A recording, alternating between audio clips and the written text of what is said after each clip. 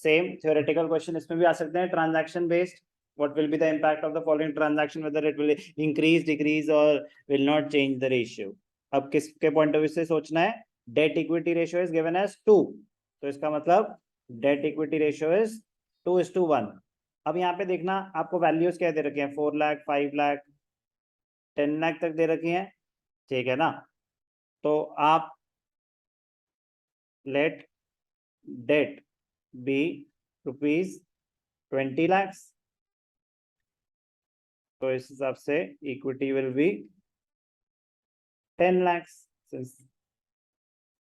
since debt equity ratio is 2:1। अब एक एक करके इम्पैक्ट देख लेंगे। पहला क्या है, sale of land, sale of land, book value 4 lakh, for ₹5 lakh, sale of land, book value 4 lakh, sale value 5 lakh, ठीक है। अब डेट इक्विटी, डेट इक्विटी 2:1 मतलब 20 लाख, 10 लाख, ये आपका स्टार्टिंग पॉइंट। चलो बेटा इम्पैक्ट बताओ इसका क्या होगा रोनित आपके हिसाब से। सर आपने कहा था कोई क्वेश्चन नहीं पूछूंगा, नहीं पूछूंगा, मैं बता रहा हूँ खुद ही। इम्पैक्ट ध्यान से देखना, सेल ऑफ लैंड, लैंड हमने बेची तो क्या हो गया आपका, नॉन करेंट एसेट कम हो गया। तो एक तो नॉन करेंट एसेट कम हो गया, नॉन करेंट एसेट हमेशा बुक वैल्यू से कम होगा, कितने से कम हो गया, 4 लाख से। 4 लाख की चीज 5 लाख की बेची तो आपका कैश आया, कितना आया कैश, करेंट एसेट, आपके पास कैश आया 5 लाख रुपीस। अब 4 लाख की चीज 5 लाख की बेचने की वजह से आपका प्रॉफिट बढ़ा, प्रॉफिट बढ़ा मतलब रिजर्व्स एंड सरप्लस, यहाँ पे काम की बात इक्विटी, इक्विटी बढ़ा कितने से, 1 लाख से। ये इंपॉर्टेंट है कि इतना आप इम्पैक्ट आइडेंटिफाई कर पाए। नॉन करेंट एसेट का डेट इक्विटी से कोई लेना देना नहीं है, करेंट एसेट का डेट इक्विटी से कोई लेना देना नहीं है, सिर्फ इतना लेना देना है कि आपकी इक्विटी 1 लाख से बढ़ रही है, तो डेट पे कोई इम्पैक्ट नहीं है। आप एसेट बेच रहे हो, उससे आपको कोई लोन बोरिंग से कोई लेना देना है ना, वो मेरे लॉन्ग टर्म बोरिंग को अफेक्ट कर रहा है ना प्रोविजंस को, प्रॉफिट मेरे बढ़ गए। तो 20/11 मतलब 2:1 से तो कम ही हो जाएगा।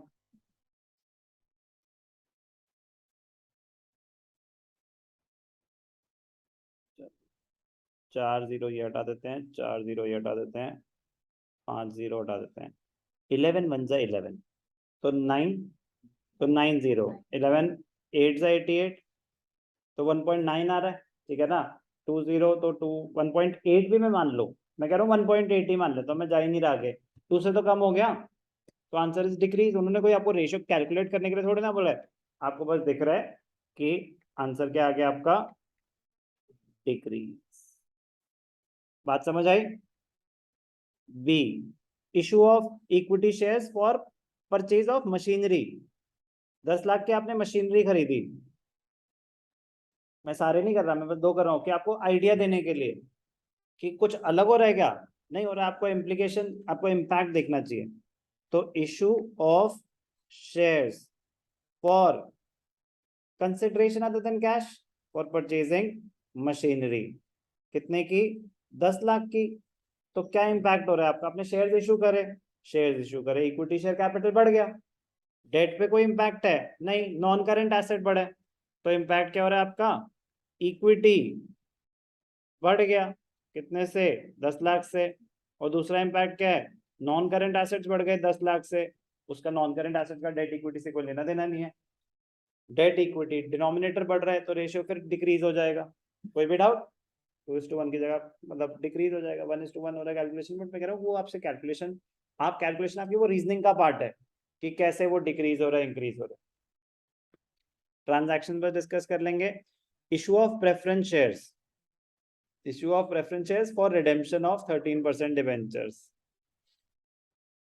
कर ही देता हूं मैं, कन्वर्जन हो रहा है बेसिकली, क्या हो रहा है, issue of preference shares for redemption of debentures, sir redemption of debentures तो हमारे कोर्स में नहीं है। बेटा इंग्लिश तो है ना कोर्स में, ठीक है ना, तो बेसिक इंग्लिश भी आती हो ना तो भी इम्पैक्ट से आप रिलेट कर पाओगे।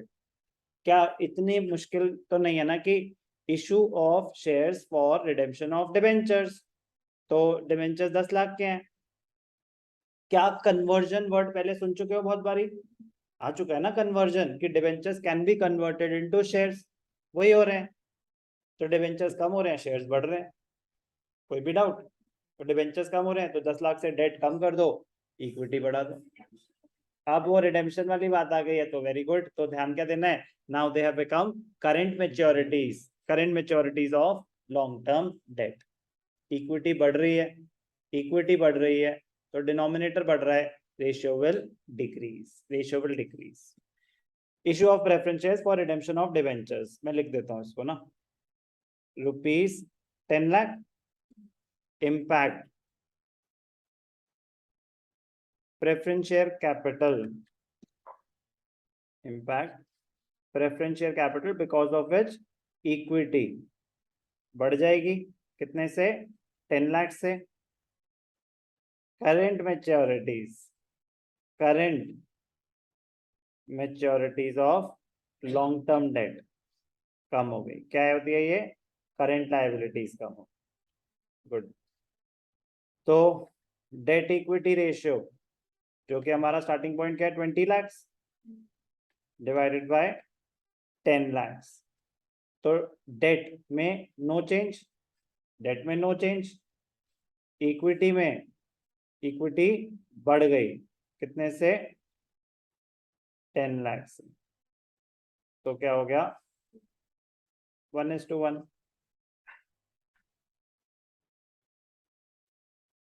therefore decrease. कोई भी डाउट? ठीक है, हो जाएंगे रीजनिंग वाले, कोई अलग बात तो नहीं है। ध्यान देना, जिस रेशियो का निकाल रहे हो उस रेशियो पे इम्पैक्ट देखना होता है कि वो कैसे उनको अफेक्ट कर रहा है।